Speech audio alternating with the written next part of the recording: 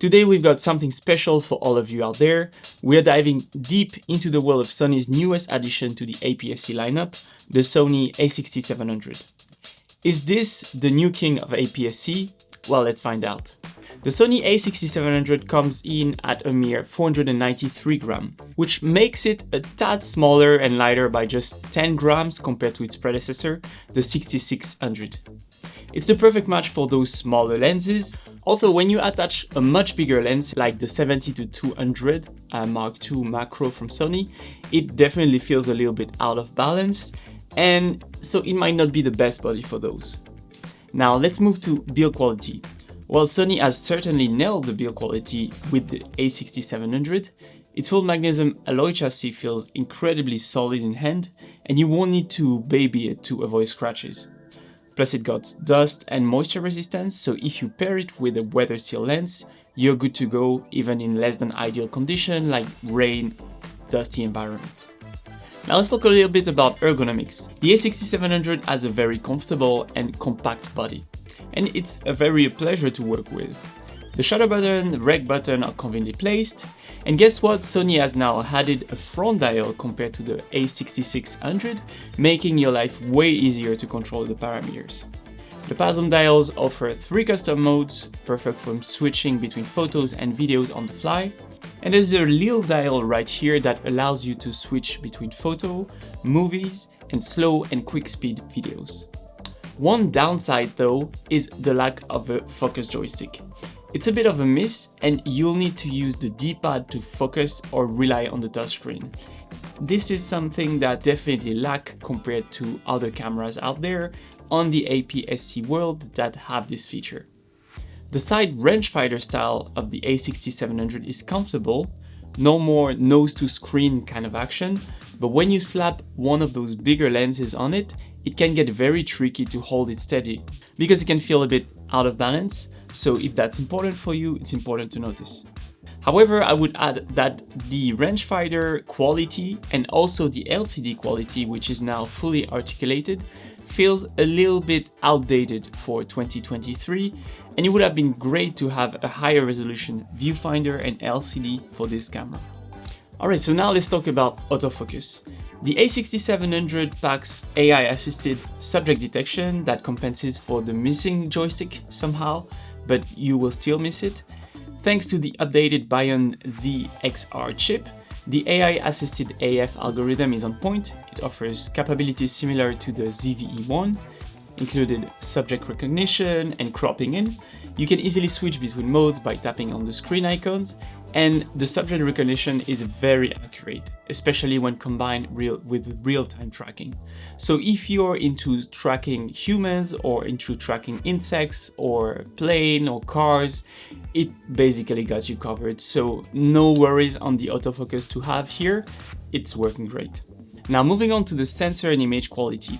The a6700 shares the same sensor as the FX30. This sensor has been praised for its dynamic range and its high quality. It also offers a decent burst rate of 11 frames per second at either mechanical or electronical shutter.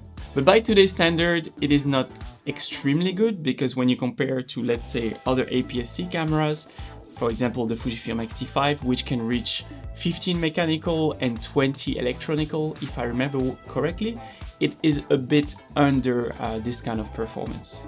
Now, while some competitors are playing on the higher pixel count, most will find the Sony a6700's 26 megapixel enough.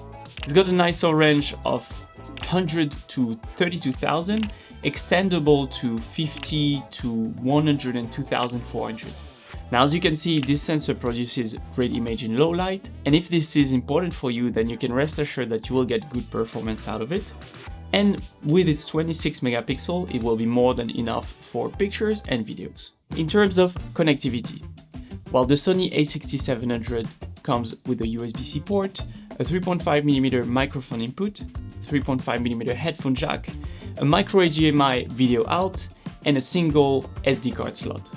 Now, that single slot might be a deal breaker for certain scenarios like event, wedding, etc., where dual slots are kind of the norm, and it's very important to have redundant recording. So if that's important for you, and I know it is for me, then that might be a deal breaker. Now let's talk image stabilization. Overall, the stabilization is good, not the best out there. I think that if you want the best stabilization, you might want to check out the S52X that we already reviewed on this channel. And for pictures, I managed to basically shoot at 1/30th, 1/20th sometime of a second without getting too much blur handheld. Okay, so now it's time to talk about videos with this camera. And the a6700 is really good in video compared to its predecessor. It oversamples 4K 60 and 4K 24 from a 6K capture, allows you to do 10-bit 422 colors, all intra encoding, and it even supports 4K 120 with a crop.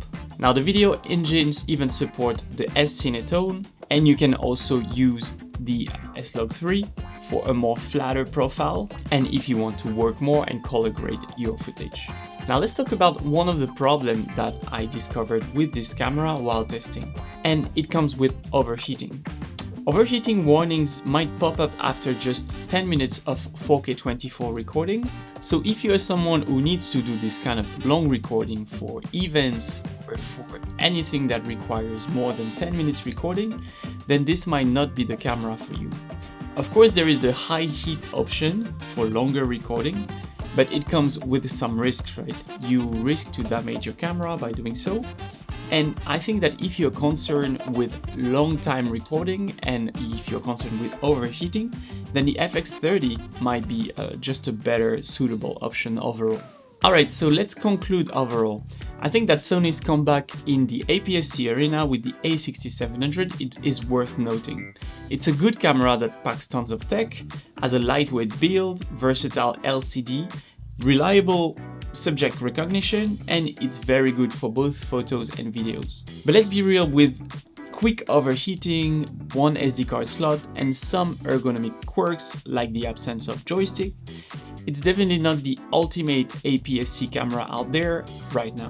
Now don't get me wrong, this is not a bad camera by any means. It's a great camera, and it also has a wide range of lenses because you have the Sony E-mount that works for both the APS-C and full frame line. But those quirks that I mentioned before makes it so that it's definitely not perfect. Thank you for watching Pro News. I hope that you enjoyed today's video. And if you did, make sure to leave a like and subscribe to the channel. And if you've missed it, check out this video right here where I talk about the Lumix S52X. See you there.